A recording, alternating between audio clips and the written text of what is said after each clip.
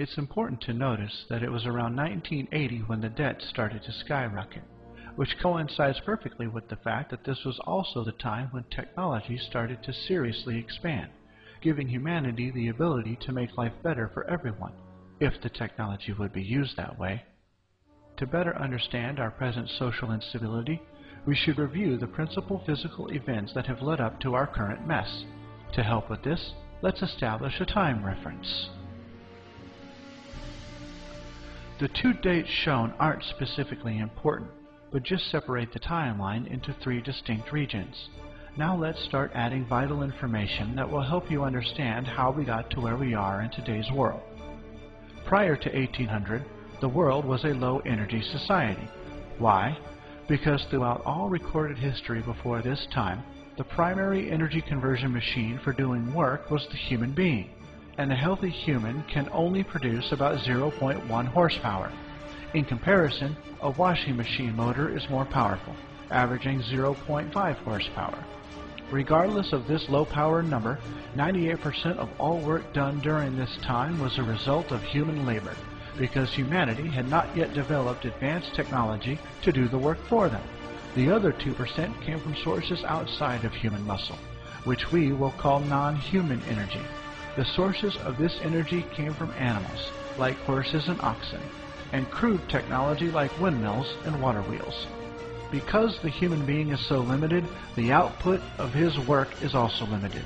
So no matter how many people you had on the job or how long they worked, they could never produce quite enough to cover growing populations or provide a high quality of living for everyone.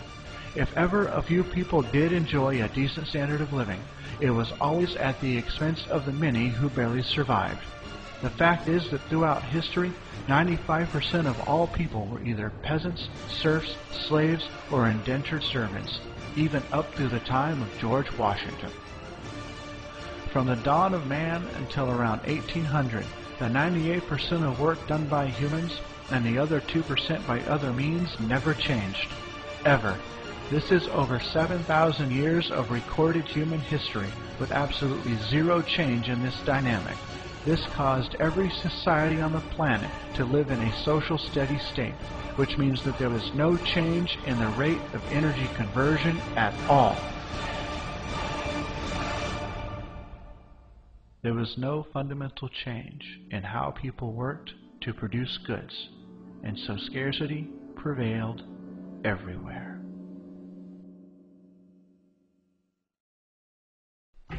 Now, just prior to the year 1800, a very significant event occurred. In 1782, James Watt developed the first steam engine. This invention was the beginning of an entirely new way to do work. It was the beginning of the widespread use of non-human energy, and since that time there has been an accelerated effort to build bigger, faster, and more efficient machines to convert energy into work. That effort has spread throughout the world, with the United States as a primary leader. Over the next 100 years, from 1800 to 1900, we find that the two energy lines started changing significantly. The non-human energy line moved up, and the human energy line moved down. In America, studies were done in the 1920s to see what social impact this change was having. Data was gathered on every basic industry in North America, charting the growth of production, the rates of energy conversion, declining man hours, and the overall effects on employment. It was predicted that if the trends continued at the same rate, the lines would cross and look like this.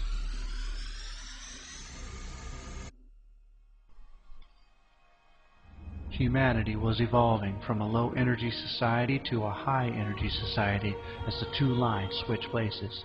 This new condition is the exact opposite of what had occurred all throughout recorded history, and that is no small change. Time to get a bit technical, so bear with me.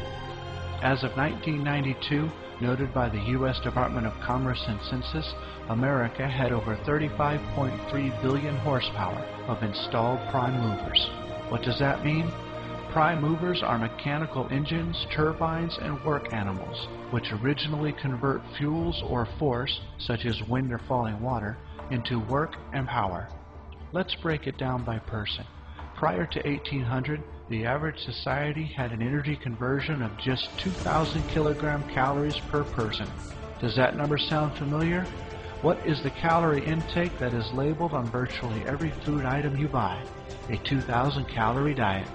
So it makes sense that if people are the primary workers, their energy is limited by their average calorie intake. Now back to 1992.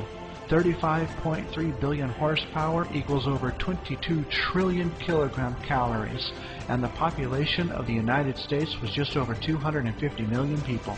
So in 1992, America was converting more than 89,000 kilogram calories per person of just non-human energy.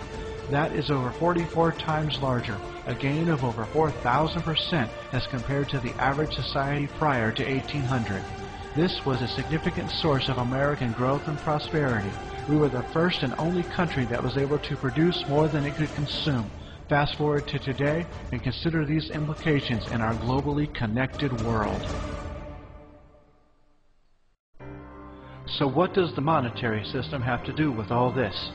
The monetary system has started to falter over the past 90 years because the conditions of life on this planet have drastically changed. The two major requirements of the monetary system to survive, scarcity and growth, no longer truly exist. The globe has stabilized as far as growth is concerned, and scarcity has been eradicated by technology.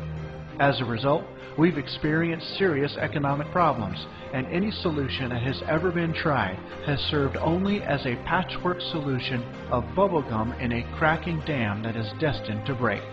No solution ever addresses the fundamental problem, because to do so would require a fundamental shift in our economic structure, and the people who have benefited the most from this system refuse to change the game.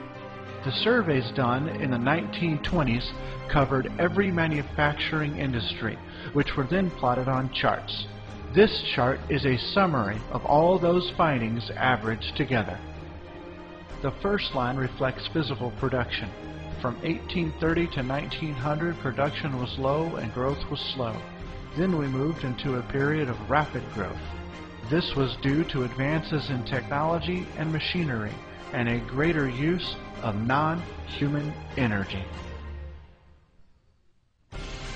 From 1900 to about 1930, there was a spectacular exponential growth in physical production, at about 7% per year, compounded each year.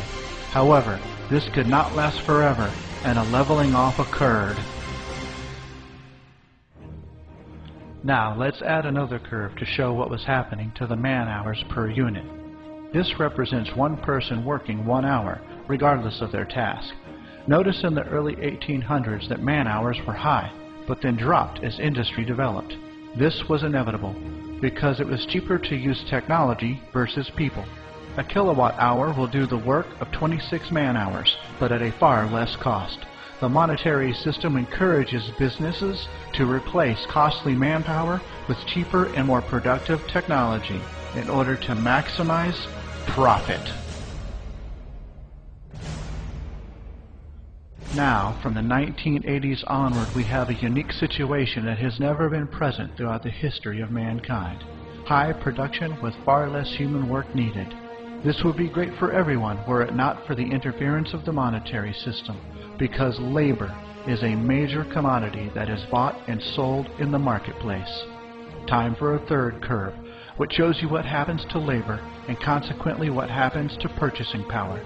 This third curve represents total man-hours, the sum total of all time put in on the job in manufacturing by all people. As you can see, from 1830 to the turn of the century, total man-hours was low and the growth was slow. It followed the growth of production very closely, as they are directly related. Then it also grew along with production, but it didn't level off like production did. It reached a peak and then turned downward. This is an event that occurs in every industry. Total man-hours rises to an all-time high and thereafter declines. It is an event that occurs only once in any given industry.